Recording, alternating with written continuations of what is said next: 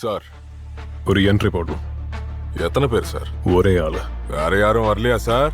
யாரையும் கூட்டிட்டு வரல. அவர் பேர் என்ன சார்? மாதராவ். எந்த வம்சம்? வெளியாளுக்கு தேவையில்லை. செவத்த பார்த்தே பயந்துட்டாரா?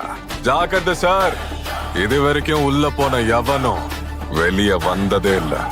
பெரிய பெரிய சுவர்களை கட்டுறதே பயத்தால.